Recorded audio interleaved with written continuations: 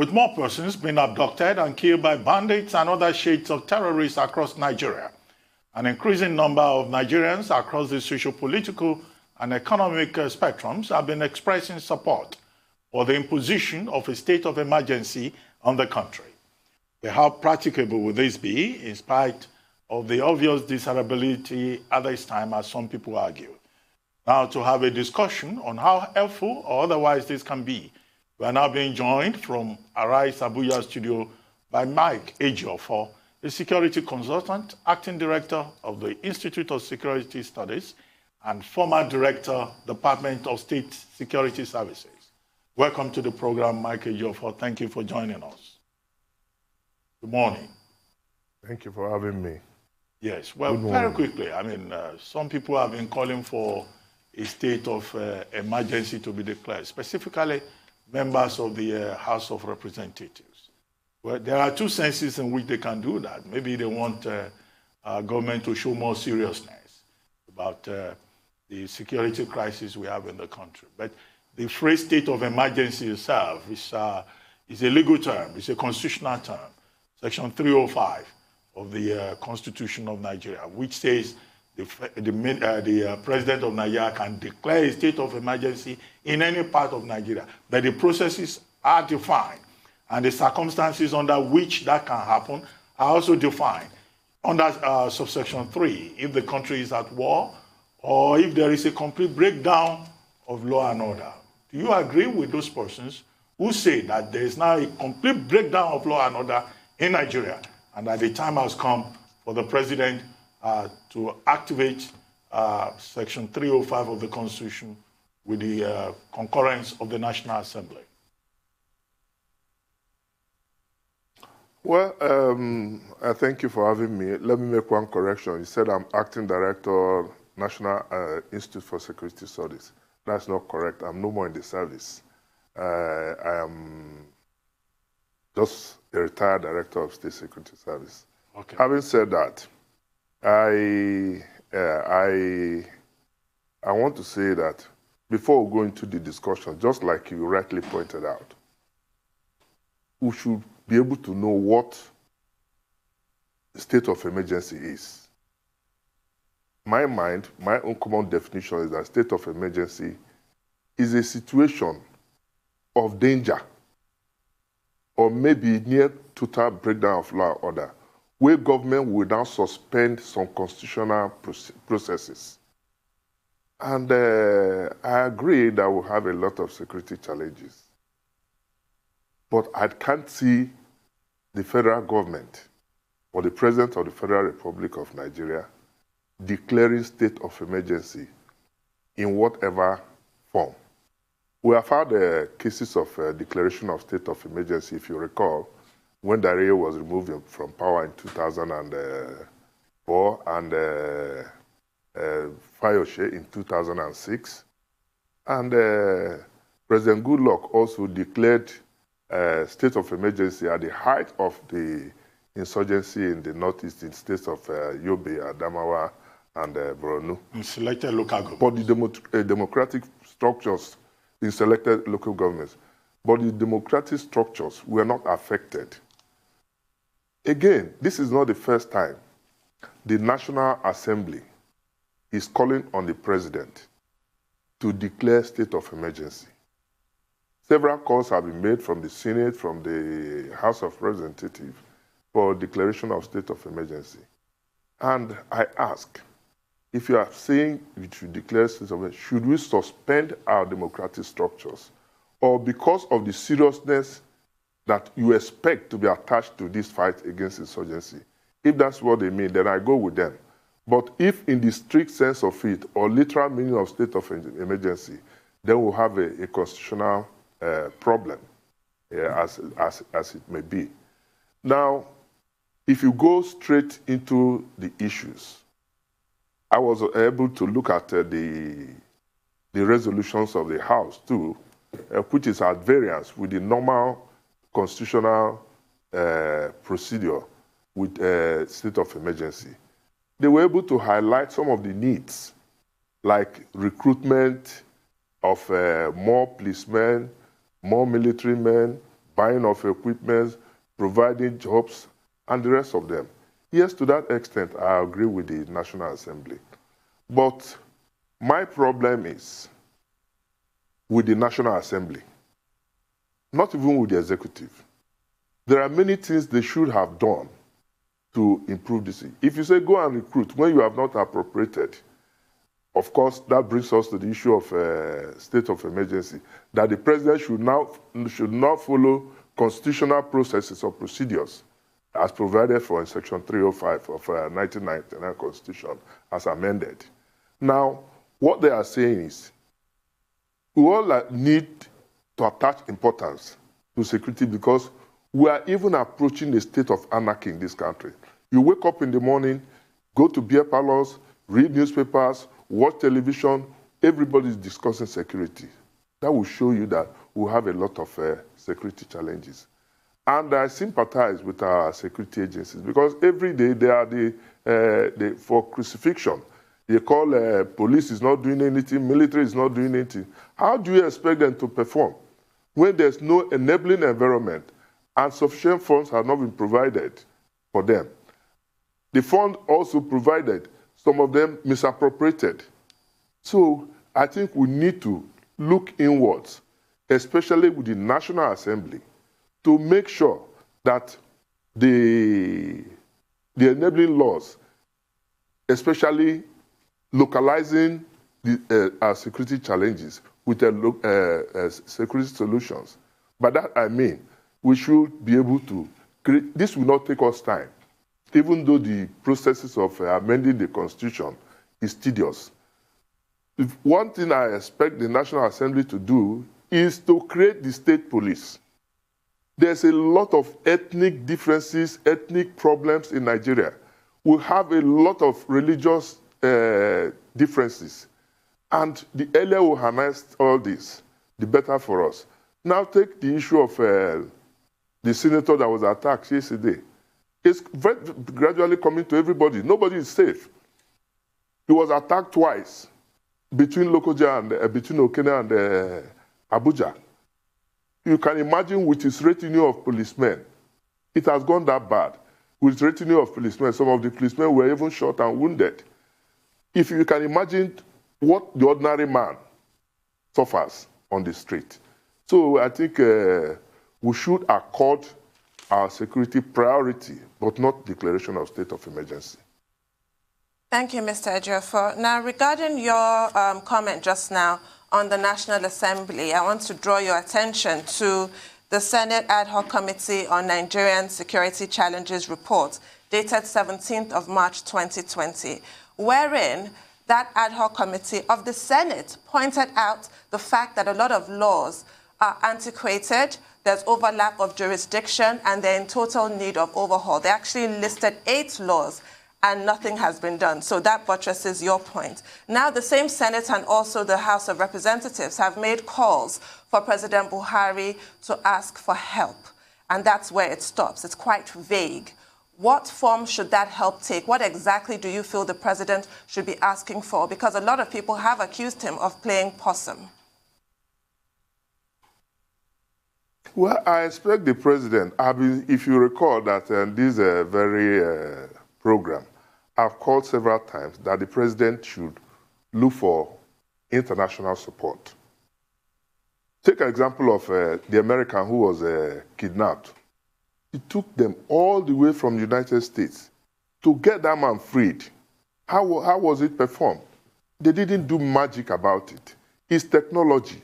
We lack the necessary technology. We lack the necessary capabilities and capacities to handle the situation. That is the plain truth. And we cannot manufacture all this. Granted that government has placed order, a lot of money has been appropriated by the National Assembly for purchase of armaments in terms of aircraft and all this thing. But in my mind, this issue of armament will not solve our problem. Military approach alone, kinetic approach, cannot solve our problems because, except you want to kill everybody, we cannot continue to rely on the military step. But the greatest challenge we are facing is this issue of kidnapping and ransom payment, which I feel the government should deploy the necessary technology. Drones should be applied. If you ask some of these agencies, they tell you they have drones. But what are the capacity of these drones? What is their flight time hour? What is the real-time return of images and data? So that brings a major problem. When people want to purchase, they go and purchase substandard, they operate it for two weeks, it breaks down. I think in Abuja here, for instance, you'll recall that cameras were installed, which would have been of help to run into millions of dollars. As we speak, there's no camera operating in Abuja and Lagos. So it's a big problem. I expect the president also to address Nigerians. This is a very critical time that people should hear from president, build confidence, visit some of these areas that we have. He's our president. And when you begin to say these things, they think maybe you are politicizing it. But this is not issue. This goes beyond politics. We should take this issue. I was very happy yesterday when I heard the former president, Olusegun Obasanjo, saying that he's a committed Nigerian, a patriotic Nigerian, an unrepentant Nigerian. And that's what we are. We all should be proud of Nigeria. And we cannot fold our hands and keep quiet when things are going wrong. I mean, great insights there, and I share that too. I am a committed Nigerian, I'm a patriot, and everybody is at this point in time, because we all have to come together to speak for our country. But you spoke about many things, and let me unpack what you said. You said we should put more money into arms. Is it arms, really? Because I don't get it. And why don't I get it? The monies we spent the other years on arms, how have they aided this warfare? Nothing to account for. We have litany of scandals here and there on arms procurement and purchase. So what are the ways, really? You said we should ask for help. What kind of help? What kind of technology? Is it only drones? What is it really? Because we must have a roadmap, because I think what is really wrong is the fact that everybody's speaking in their own silos. Everybody has their own ecosystem and echo chambers they are speaking. And we are not speaking together in one voice. So what is even the security roadmap to tackling this? Because this has been on since 2009. A child that was born in 2009 is already in secondary school. So I don't get it. What is it really that we should do at this point in time? You'll answer that after the quick commercial break.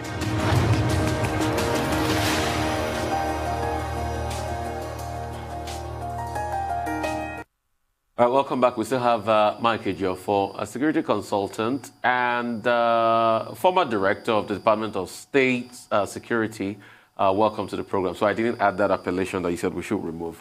Real quickly, sir, like I asked, what is it really? What is it? Because we've tried everything. We're saying buy more arms, which a lot of people feel will just be fleecing the government and our Commonwealth even more.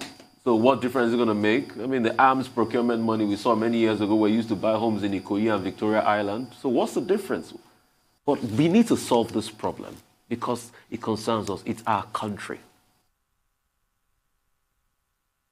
Yeah, you see, maybe you didn't hear what I said before. I say, if you buy the whole arms in this world, that is not security. Security is about development.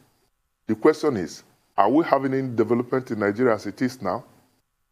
Only yesterday, I read in the newspaper that from NNPC, it might even be difficult to get allocation next month for the government. So how are you going to finance all this? But the fact remains that it's not just buying of arms. In counter-subversion and counter-insurgency, government should be able to take out some issues, areas of discontent among the populace to address it. Perceived injustices, nepotism, or call it any name. The people are aggrieved. A lot of people a section of the people are aggrieved. So take all these issues and address them. And you don't even need to acquire more arms. Take Southeast, for instance. There's agitation for Biafra, IPOB. And they formed ESN, Eastern Security Network. And I warned, without repeating myself, in 2017, that the consequences of proscribing IPOB will be greater than the IPOB itself, because when they are proscribed, they go to court. When they are proscribed, they go underground. And when they go underground, it becomes very difficult for government to handle. So government can now reconsider the issue of the proscription, call the elders of the Southeast. Let us sit down. What are the grievances? What are the issues?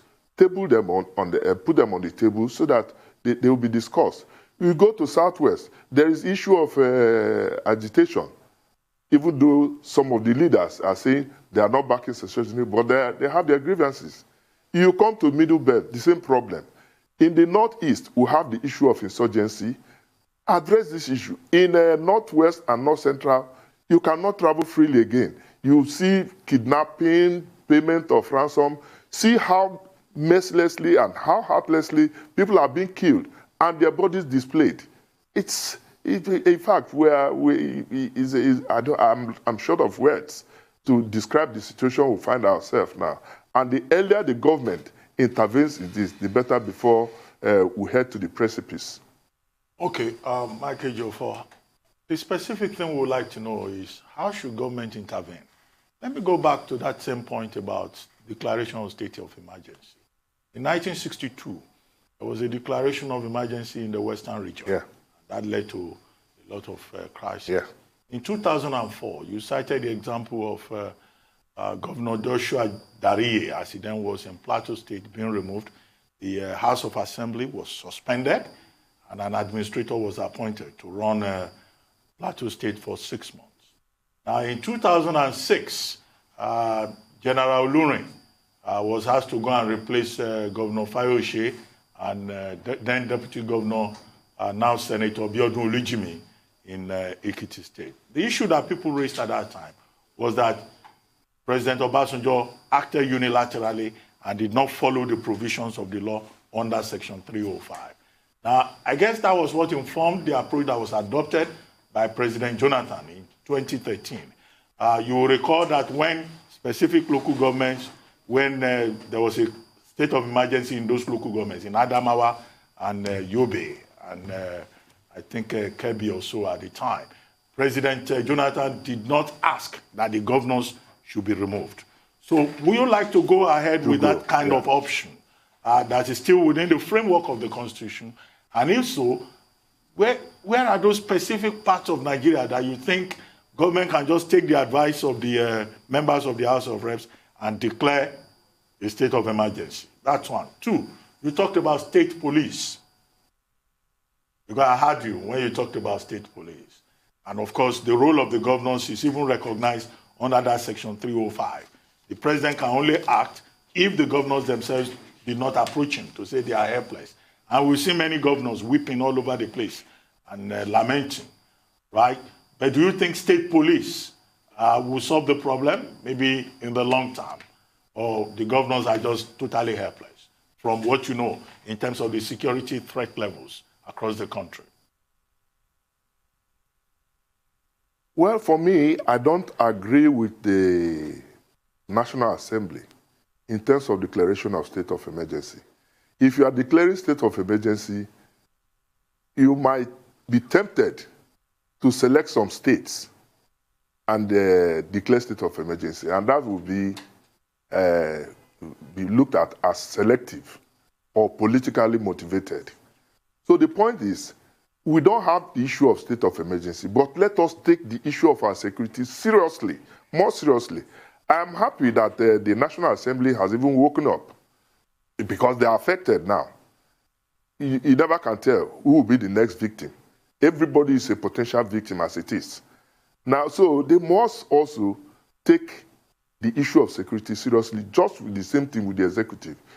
For the governors, yes, a lot of them have been clamoring including the vice president, for the creation of state police. Let us follow the procedure. I always emphasize the need for us to have state police. But some people will tell you it will be abused. We have not tried it. We say it will be abused. People even go to the extent of giving an example of the state independent electoral commissions, where elections are conducted and the opposition will not even win one seat.